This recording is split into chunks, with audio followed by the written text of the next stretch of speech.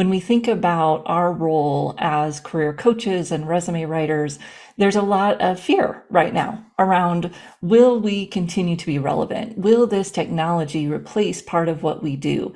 And maybe even beyond that, how do we make sure that our clients are best served and not harmed by the use of this technology, either in their own job search or by recruiters? So we're going to be talking today about how this technology it's been used, how it's going to be used in the future a little bit, and what we might predict we can do with it to help our clients the best and to stay relevant. And thankfully, those two things go hand in hand. Giving our clients the best results goes hand in hand with us making sure we're still adding value for them. So welcome. Thank you for joining us. And I'm so excited to have you all here. Now, as we think about these technologies, of course, we want to be sharing our insights with each other, with our clients, with our colleagues. And I'd love for you, as you do that, to tag me. I want to participate in the conversations and be in the know of what you all are seeing and finding, and then sharing our information. Please do that and tag us when you do that so we can participate in those conversations with you. All right. So today we're going to talk a little bit, tiny bit about what is AI. We might, get all on the same page about that. Fear not, it's not new. So what has already been going on that we can learn from, and it may help kind of calm our fears around it, because although the headlines might be scary, what's been going on has been a gradual evolution. And it has been faster the last few months, but we have some things we can learn from and use in our work. Then we'll talk about a little bit how recruiters use it. If you are a recruiter on this call, I'd love to hear your thoughts there as well. And then how career pros can use it. What is artificial intelligence? The truth is that it's a lot of different things. And the ways that it's being used in hiring and in ChatGPT are mostly up here on the upper right, where you've got the deep learning, neural networks, some pattern recognition, and then as we go lower on the right side, the natural language processing. And when we ask, ChatGPT to do something, it's using a lot of these different ideas or technologies to create its output, right? It's deep learning, it's learning the patterns that people are using, is analyzing data very quickly and then bringing that back to you, which is awesome, right? It does so much for us. And we're going to talk about some of the ways that we're using it. But it's a bunch of things, not just one type of technology. And that might be important for us and our job seekers to understand, because it's used in different ways in different places, and may be helpful for us to know which place is best to do something. And we'll talk a little bit about that as well. So how it's used in the hiring funnel itself, just to give some common language, if you're new to this conversation, welcome. We love to have you in our conversations, because that's how we all stay on top of it. It's moving so fast, we can't do it alone. And I love that I see people sharing their ideas on LinkedIn and beyond, and keeping that conversation open so that we can all get better at using these tools.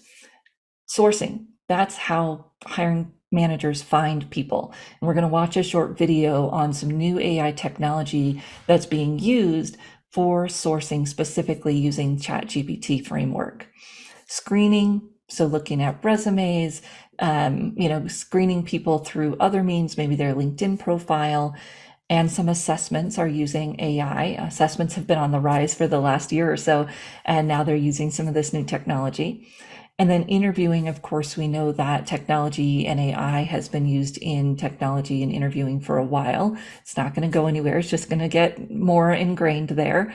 And then selection in terms of the background check. We as career coaches don't participate much in that step, but it's important that people understand the technologies are being used there as well, to maybe go out to the web and see what someone has been doing online that's public. And that's now part of that background check, in addition to the more formal parts of the background check. Let's talk about some history.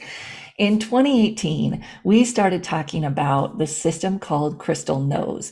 And I actually wrote an article about it that nobody read because nobody was ready for it yet, but it existed way back in 2018, where artificial intelligence could notice the patterns in your online behavior and tell someone what it thought you would best communicate as. Like, how should they communicate with you based on your online communications? And so this technology, again, it's been evolving, but it's been there for a while. And they're tools, they're awesome tools that people have been using and then we can use. And now our job seeker is going to have access to, because the groundwork was already laid. And now there's an opportunity for more of us to use this type of technology. The next one, and so this was kind of that first evolution of it in the career space, at least that I heard of. So this is Lily Carroll. She's from an organization that created a system called Bob in Brussels to help with their workforce problem. So you look at 2020, tons of people unemployed really quickly, and there was a 2-month wait in some of their workforce centers for people to get in and get help. That's not acceptable, right? People need help faster to get jobs. So her organization started building this chat bot that would help people specifically with careers issues. So it was slower than you see with ChatGPT, but it was also more directed to give people the specific data that they needed around careers. And I just loved how she defined these problems. I think it helps us realize why this technology is so important in our work. It's not going to replace us, but it's that fact that we do not want to be spending our time giving labor information, right? That is not value add for us as a career coach to be researching and going into ONET or whatever it is that we're doing and providing people labor information. Now, ChatGPT in some ways, but definitely Bing Search and some of these other systems that are going to continue to come up that are specific to careers will be able to help us do that faster so that we can spend more time with our client working through their barriers, talking about their fears, researching. How are they going to research? How are they going to approach that? The things that a human needs to help a human do versus spending our time researching and digging into websites and, showing someone how to use ONET. We won't have to do that as much anymore because these technologies will help us do that. Now, the idea is that we can use these technologies to spend our time in that high value place of a coach. Also means we're going to have to change how we market ourselves. Now, what I love about this system that the chatbot Bob that they developed, and again, you'll start to see this roll out in many different ways with different companies because now ChatGPT has made this easier to create. How are you going to use these tools in your work? That's what I want you to think about because they're coming. There's nowhere stopping it. They're coming. So this is one of the things that Bob does. Bob asks them questions and they answer, just like ChatGPT, and it would come out with a recommendation. And this one in particular, I found awesome for those of us that are doing job search coaching because it says it's not about your competition. It's not about that, which is oftentimes where our job seekers want to stay because it's somewhat safe to blame it on there's just too much competition. So this system said it's actually that you need to do some work with your job search strategy. Now, these systems can give people some generic suggestions for job search strategy. They do it faster than people could get it before by reading a bunch of articles, but it's really not any different. They're still going to either be able to do it themselves, which they probably could before ChatGPT and all the new technologies, or they're going to need a coach to figure out, well, this is great advice, but how do I actually implement it for me in my personality, in the way that I want to connect with people, addressing my fears, perceived barriers, real barriers. So those are the things that people will still need a coach to help them do. And the systems may tell them, like, hey, you need to do this. And it will actually help us convince people that this is where their stumbling block is. Or maybe it is back at competition or job goal. They need to get more focused there. So these technologies will keep coming and evolving. And this is some of what they're best at, right? They're great at analyzing, finding the gaps, finding the trends. That's what these data systems are really good at. But that doesn't mean they're going to be able to replace the ideas of what we do as coaches in helping people navigate that information, navigate the steps that they need to take, even though they know they need to take them. It's probably not new that they knew they needed to network, but they need someone to help them do it. And that's where we will still come in. And these were in 2021. We had both of these systems demoed during our Tech Jam in summer of 2021. We'll have it again in summer of 2023. So if you're interested, stay tuned and we'll let you know when it's coming. The other system that we had demoed was out of the UK for a chatbot called CC. And there might be some of the folks from CC joining us. I saw some of them RSVP. But this, again, was showing us what is capable, what is possible with these systems, where someone would come in, they'd answer questions, and then this system would share information with them, share data, share advice. That's what these systems can do. What I love about that these have already been around is that we can use this to figure out what should we be asking ChatGPT and similar systems. How can we use it? What can we type in? And how can we help someone go the same direction until perhaps there's some free options to do these, or maybe we decide it's worth paying to have access to a system like this.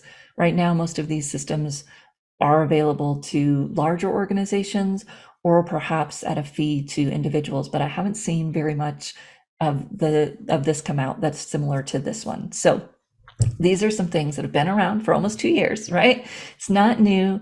It's just now available to more people and in a different mode, and a mode that's a little bit harder for people to access, which means they need our help figuring out how to do it. And that's what we're going to talk a little bit about today.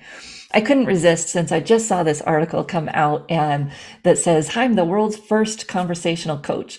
And I bet that the creators of Wendy, who came out in 2020, are sitting back going, really, really, you are? Because Wendy's been around since 2020. And although it wasn't using the same conversational AI that is now available due to ChatGPT, I bet that Wendy is already using that because they already had the framework ready for it since 2020. And so when we look at these technologies, you look at the news, same thing we tell our job seekers, right? When you look at the news, you always want to take it with a grain of salt. Is it really the new? Isn't really the first ever? No, that's just a headline and we can't let it scare us. Those things have been around and we want to figure out how can we help our clients use this tool. Maybe we have our clients use Amy, which is right now free and available to the public because it's training. Maybe we have them use Amy before they come in to see us or in between sessions. But you've got to play around with it first and see what does it actually do? How will it help your clients and how might it complement your services? What we don't want to do is stick our head in the sand and say, oh, that can't replace me. That's true, it can't. And if we don't figure out how to use it as a tool, we won't be aware of how to use it as a tool in our work to maybe take away some of the things we don't need to spend time on and communicate how we add value on top of it. We don't want to deny it. We don't want to say, oh, that's not going to help you. You need me because of this. We want to say that can help you do X, Y, and Z. And then I come alongside and help you do A, B, and C. That's what we want to be using in our marketing, because that is going to show that we're on top of the trends. We understand the technology. We understand how you can use it to its benefits and what you want to do with it. We understand its real limitations.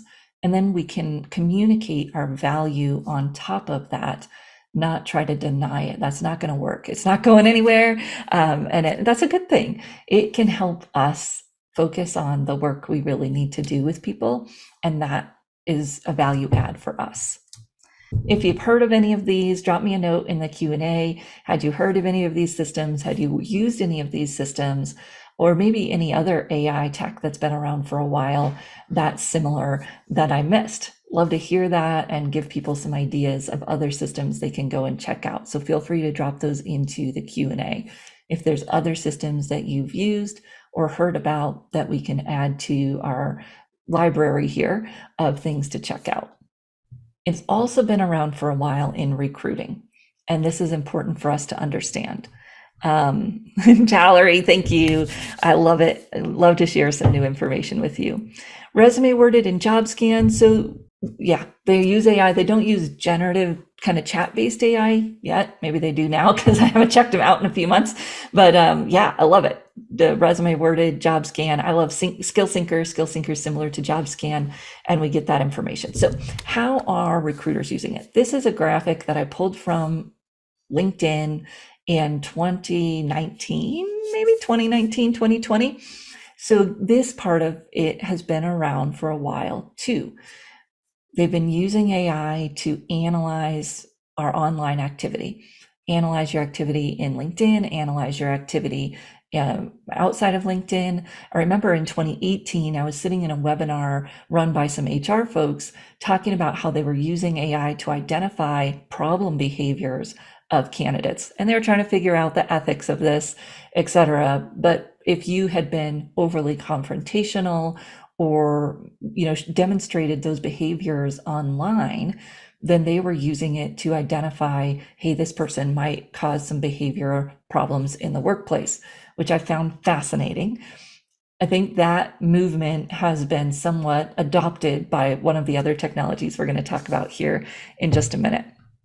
So some of those technologies include Seek Out, which we're going to look at a little bit more, and the way that they've evolved with ChatGPT. But really what they're doing is they are sourcing the entire web, anything publicly available on the web, not just your LinkedIn profile, but anything available on the web to find the right candidate for their role. And this is fascinating, and just how AI is changing this. The other thing is that Crystal Knows kind of evolved into this Humantic AI. And I was just talking about that 2018 webinar where they were talking about identifying behaviors that might show someone is not a good fit behaviorally for a workplace. Lots of ethics issues, lots of judgmental issues around that. But this new system, Humantic AI, does it in a little bit more clever way, because what it does is it looks at your online activity and it determines your personality traits. And so here you can see that it determined by disc profile, spot on, which is somewhat of a different disc profile, right? Because D and S are opposites, and it's spot on. And then the ocean profile, which is the big 5 personality traits. And the last one here is that neuroticism. I would say that word wrong. I don't know if that's the right way to say it, but are you consistent? Do you show up the same way? And are you overly aggressive? Kind of that trait's going to show up in there. So it's interesting that they took that same idea of being able to screen people based on personality, and then Humantic AI is doing that for recruiters. So recruiters can use this system. They get your public, right? Everything that you're getting judged based on is public, your public LinkedIn activity, and they can probably also use any public activity on other social channels as well to determine those personality traits. And they're using it to, how should I connect with you? How should I engage with you? And perhaps, although it's not our favorite as people that know more in-depth information about assessments, are you going to be a good fit for the organization? Yes, higher view, we're going to talk about that here in a second too. So let's watch this video from Seek Out about the newest, just announced last week, the newest way that they're using ChatGPT for recruiting.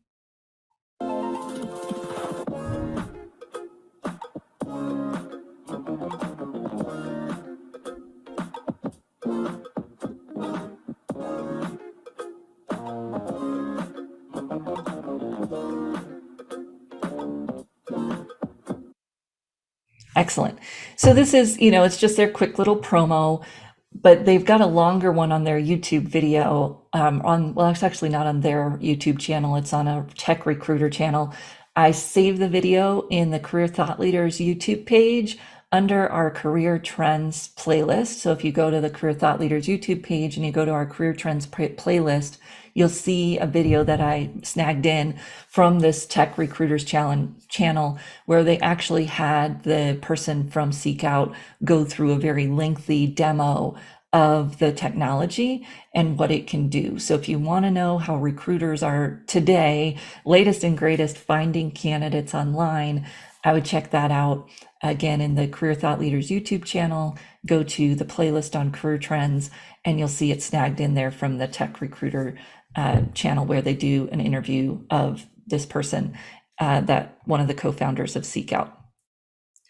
It's incredible that AI can figure out your personality type from your online presence. Yeah.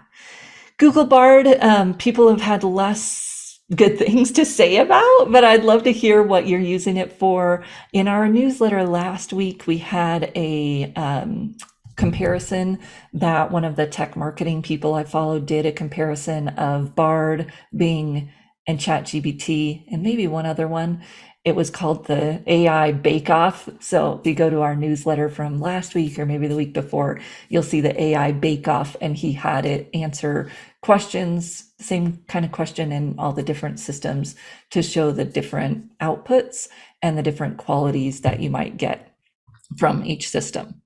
Yeah, I haven't seen where Humantic AI will let you do it on yourself, but you could probably find, we'll search it out. Let's see. Let's find out if we can find a tool that will do something similar. It'd be interesting to know. So that's the sourcing piece, how we go out there and we find people as a recruiter. Then we look at the screening piece. And this again is from an older LinkedIn data, since we're talking about historic to present tense here. They call it CV screening. I'm not sure why LinkedIn was using UK language, but for those of you that are across the pond, it'll make you feel right at home. Not CV in terms of medical CV or education CV, but resume in the UK language of CV. So this is really important for us to understand, and it'll be interesting to see how systems like JobScan and SkillSyncer come around to this, because this is one of the major shifts we're seeing in recruiting, and specifically in the kind of reading and scoring of resumes. It is not going to be a keyword matching system anymore. Why? Because now they can look at their workforce and determine patterns in their workforce and program the AI to look for those patterns, not keywords. So let's say I have a marketing manager that I love. They're just awesome. And we're talking patterns. So I've got to have a group of them, right? Group of marketing managers that I love. I can have the system analyze their backgrounds for patterns. What types of schools did they go to? What type of degree did they graduate with? What type of upbringing, if you will, did they have in terms of titles and duties and those types of things? And I can build a profile for the job seeker I want based on those patterns. And so it's going to be much more difficult for people to grade a resume based on keyword matches, because that's not necessarily what the systems will be looking for. They'll be looking for those patterns that demonstrate that someone can do the job. Now, those patterns will still be somewhat logical, right? I mean, we wouldn't imagine that someone would come from way left field and get into that pattern. And it will also make it more challenging for job seekers that are coming out of left field to perhaps match the pattern. How will we help them work through that, not just in their resume, but in their job search strategy? And this is not for us to be afraid of it, because we really couldn't game the system with ATS anyways, right? Your client had to have the experience, had to have the qualifications to get the job. It will still be that same way. It will just be a little bit different way. I actually think in some ways it'll be helpful, because we won't be looking at a keyword score, which maybe got us a little distracted from showing that we can solve the employer's problems and showing that we had those qualifications. Now we'll be looking at writing a good document that really speaks to how you're qualified for that job, and demonstrating that in every way that we can, very deep patterned way that can build that person's case for why they're there. But it's coming. I don't see that one not coming, because it's easy for especially large organizations. May not be easy for small organizations, although at some point they may be able to plug in the patterns from large organizations into their own. We'll see how that evolves. What if you don't want it to scour your online activity? So it's scouring anything that's publicly available. So really the only way to do that would be to not have any publicly available information. So make your LinkedIn profile private, don't post. Make your, all of their social medias private, don't post. Don't speak at any conferences where they post things online. Don't be featured in any articles that are posted online, because any and all of that activity is going to be gathered into this program. Now, we can look at it as a negative. and privacy, and I understand that. We can also look at it at a very positive. It means you have the opportunity to craft how you want to be found. What articles do you want to be quoted in? What things do you want to show up in terms of your content? Because you can determine what searches you show up in by the content that you share, by the articles you participate in, by the videos that feature you, because you can craft that if you're thoughtful about how you show up. That's what we teach in our digital branding class, right? Is that you can not manipulate this, that's really the wrong word, but you can control how you show up and how you're perceived if you're thoughtful about how you engage online. And this is really great for our career transition clients, because if they start getting quoted in those articles, if they start participating in those communities, they could actually show up in those searches, even though it might not be their background, because it's not just looking at the LinkedIn profile, it's looking at all your activity. And that opens a door for us to engage in a different way, participate in a different way, and really be able to craft how we want to show up in online and in these searches. It can't be fake, because that could cause some problems. Bias is a challenging thing for these systems. In one way, they can circumvent it because they can mask things that we want them to mask, right? It can mask your gender, it can mask your school, it can mask some of those things. In another way, the patterns may be fraught with bias, right? If I'm creating the perfect picture of a marketing manager, are those patterns going to lend themselves to people that went to a certain type of school and have a certain background, which are therefore probably a certain race or a certain age or a certain socioeconomic status? Definitely. And so there's good and bad here. And how they figure that out, I believe that most of these systems want to figure that out. They want to bring in a more diverse pool, because that helps everybody and it helps them as they're building it. But it's still a problem for sure, Kyle. I'm completely there. Yeah, it could be exclusionary. I don't think that's the aim. And that gives me hope that maybe eventually we'll figure it out. But I got to tell you, humans are pretty exclusionary. So the technology can create that buffer for the humans not to be, but we have to teach it to not be. And that's going to be the challenge. Coming out of left field is still in the ballpark. I love that. Okay, sorry, I'm a little behind on reading your chats, but I want to, because it's so important. I love it. Biases, because they're created by people with biases. Yeah, hopefully we can keep working on that, because I don't see them going away. Yes, ChatGPT makes up information. We will get to that for sure. Some big problems with it making up information. Yes, removing all of your online activity is also a red flag. If you don't show up, that's going to cause just as much of a red flag. So we've got to figure out what we do want to share so that we can craft our brand, not in a deceptive way, because that won't work, but in a way that is thoughtful, branded, strategic. Of these are the areas these are the conversations we want to be participating in. And I do think that the audiences that benefit most from AI aren't knowing how to use it right now. So I'm hopeful that we can help those audiences get there, that we can help them understand how to use those technologies, because it really could be a benefit for those folks.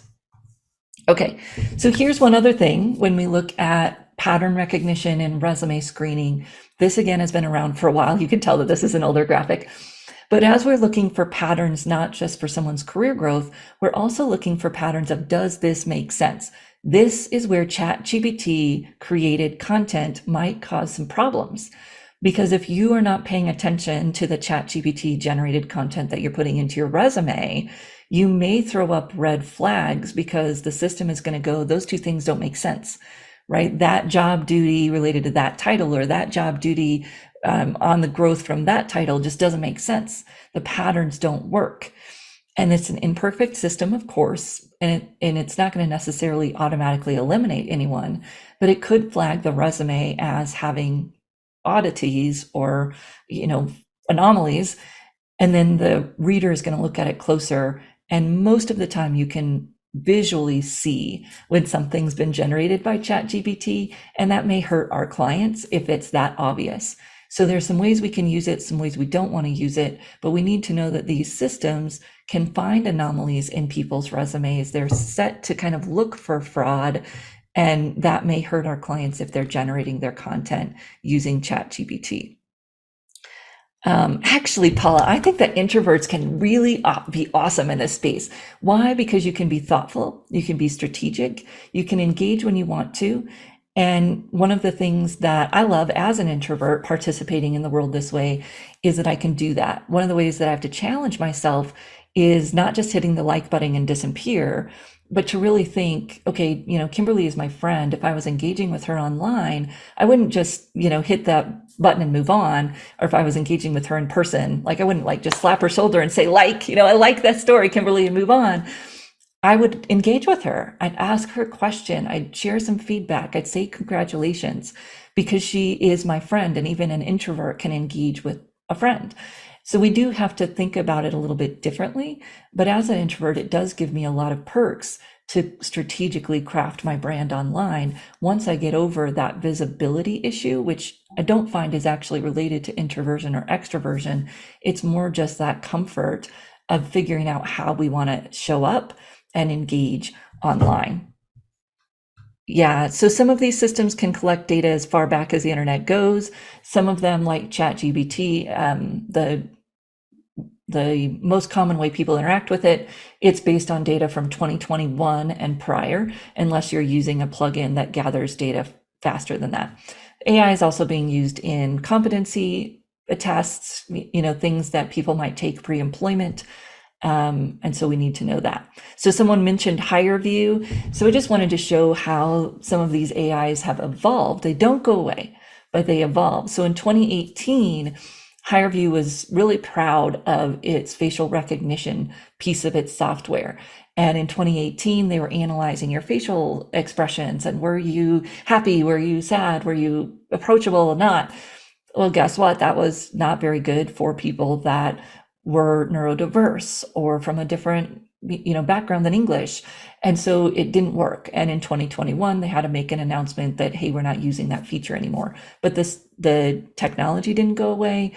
And actually, even the scoring for those characteristics didn't go away. It just doesn't depend on your facial analysis. Now it depends on the words you use, similar to Grammarly's function that grades your writing as, upbeat or pessimistic. This system is doing the same thing with your interview responses, not judging them based on your face or necessarily, your intonation, but the actual words that you use. They can still judge your personality characteristics based on that. So it's going to shift, but it's not going to go away, even as some of these challenges come up. Networking is becoming more and more important. Exactly. Yeah. Oh, there's research that supports introverts are more successful. I love that. All right. Excellent. You'll have to share that with me, Murray. So here's the bottom line. Career pros, your value can no longer be giving information.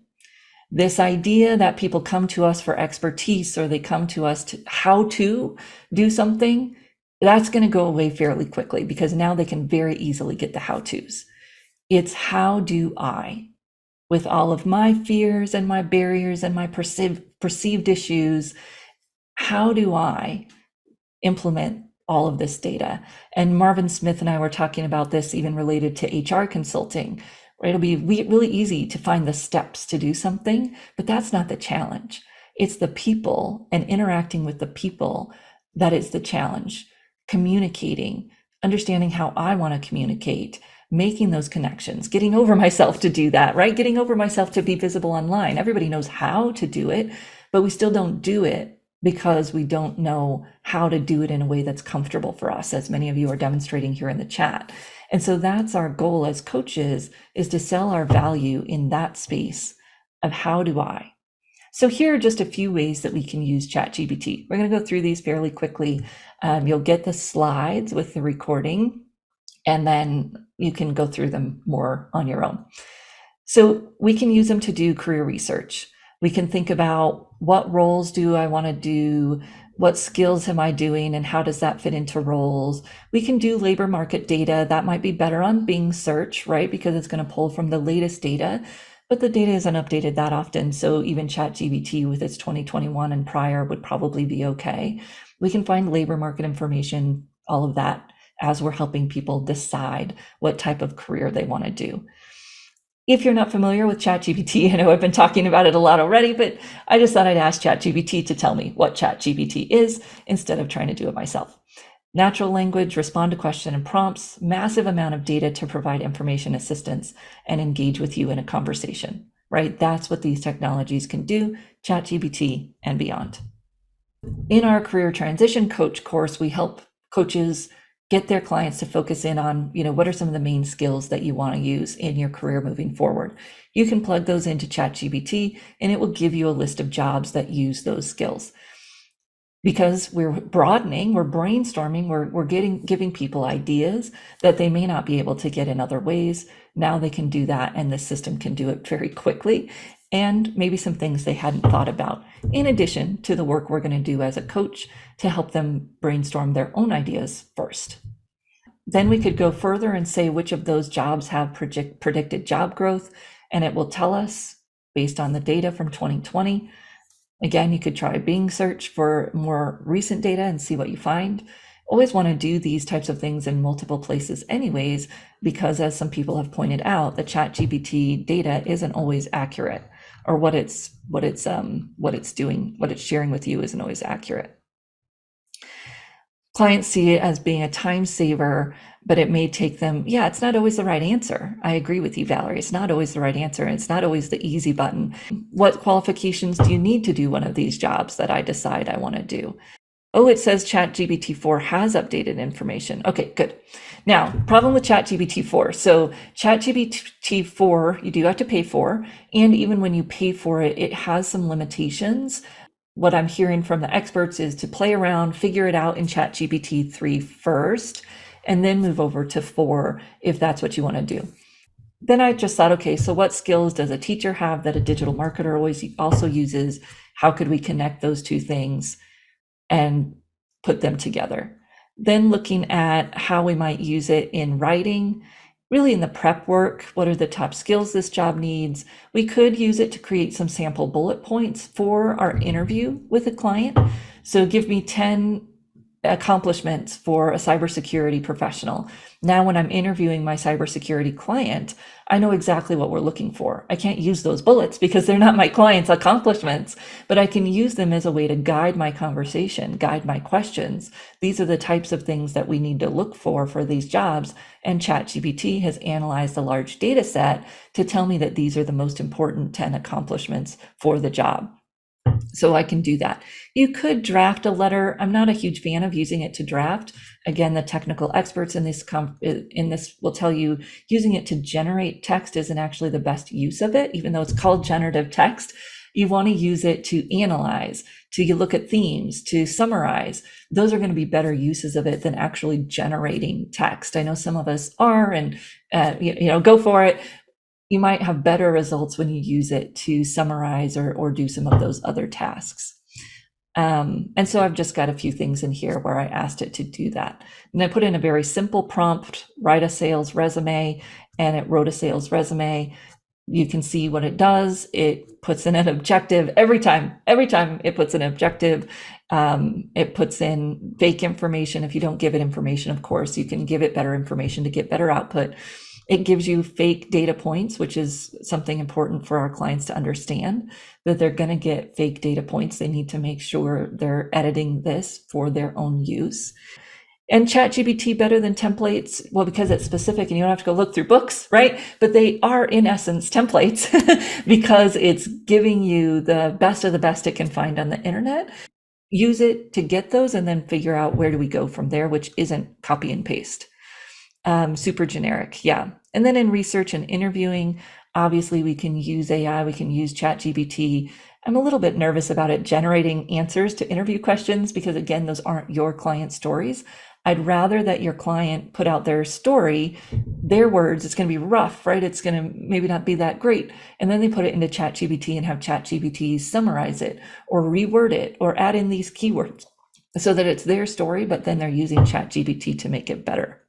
Yeah, practice interview questions. Excellent. Ask and answer questions you might receive. Yes, and you can tell it to not write an objective, but will our clients know how to do that? Probably not. So it's important for us to know what the default is, which I've seen is to write an objective, which is interesting. Any updated perspective on career gaps? No, career gaps are a human thing. Humans care about gaps, although you saw that resume scorers can care about gaps too, but that's mostly a human perception, human bias that I don't necessarily see going anywhere for a while. To what do you want to do and what might you not want to do? So I have seen some people saying, put in the resume and have ChatGPT tell you what you should do for a career. Danger. Nobody likes when anybody tells them what to do, let alone a software system.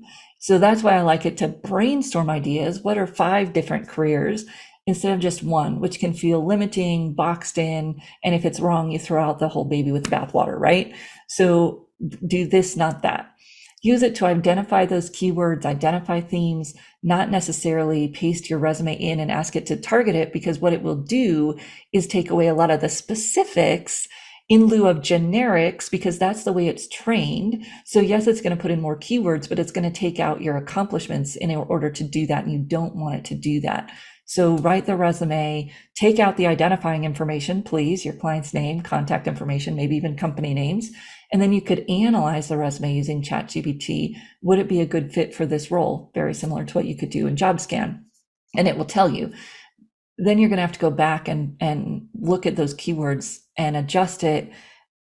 And if you use ChatGPT to do that, you can, but you want to be careful because it's going to make it more generic. That's what ChatGPT does. You can use it to look at job and salary trends. That Bing search might be good for that if you're not using ChatGPT 4, which does go, thank you, Ayana, does go out to the internet now. But you don't want to use it as sole data source. We're seeing really big issues with that right now in the news, of course, because it brings back false information. So you want to be careful about that. And then, you can put in your stories, have it summarize it, have it create a 100-word bio for you, have it create a 2,000-character LinkedIn profile. Just see what it can do, but using your stories is going to be better than asking ChatGPT to do it just based on keywords or those types of things, because it's not going to tell your stories. It can't tell your stories. So put your stories in and have those summarized. So a few kind of things that I wanted to share with you. For those of you that are still here with us live, thank you for sticking with me. We are starting a prompt library, and you've seen these around. You've seen these prompt libraries around. Now, what we're going to do, and this may seem odd, but we're going to charge $27 for it. Now, why I'm charging for it is because I want to be able to reward people who are contributing the prompts, but not penalize people that aren't able to contribute because maybe they're just not there. But I want them to be able to participate, because if we all don't participate, we can't learn. So if you pay $27 to join the prompt library, you'll get paid back if you submit prompts. And if you're not able to submit prompts, that's okay. You're in the library and you can benefit from the community. Why we're using a community instead of just a web page to share these prompts is because it gives us the opportunity to comment, to like, to improve them, and to engage as a community. So you'll see that if you go in and you join the community, that you will have the opportunity to talk and to share and to ask questions around the prompts that we're sharing. And, I encourage you to check that out. I'll make another little short video that walks you through what it looks like if you're not familiar. Prompts and series that help people in their job search. So you can check that out if you're interested. If you have questions about it, let me know. Again, just an opportunity for us to share and to join together. If I have some friends on the line, if you want to put that in the chat for me, I need to do, because if I answer it, it only goes to one person. The way that the chat is set up, if I answer that, it will only go to one person.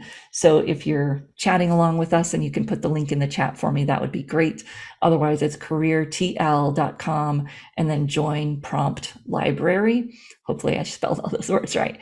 And the free link will last until midnight tonight. So if you're here live, go do it now.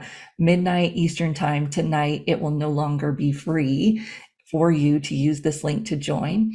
And again, I hope that we can use this as a community to share ideas, to share prompts, and connect together in how to use these technologies, not just for ChatGPT, but they'll also work in Bing and other places that we might want to have these conversations for our clients, with our clients, and get the technology to assist us.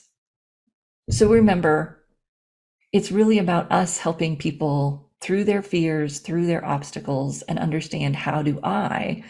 And if we change our marketing, we change our messaging, whether we're a university career center or an independent career practitioner, we need to share how we help people go beyond this, what they might get, and understand how they can get value from it, so that we keep our marketability and we keep our ability to help people navigate what ChatGPT is not going to be able to help them navigate, right? They still need our help, and we need to be able to communicate that to them in a way that they can understand so that we can continue to help them. We do have another event coming up here with our marketing. If you are in business and want to join us for that, you can find information on that on our website in the marketing of your business using ChatGPT and others. I'm so excited that you all are interested in this conversation. We teach our clients to move on with their career and learn new things, and we're going to demonstrate that for them and keep it going, keep the conversation going.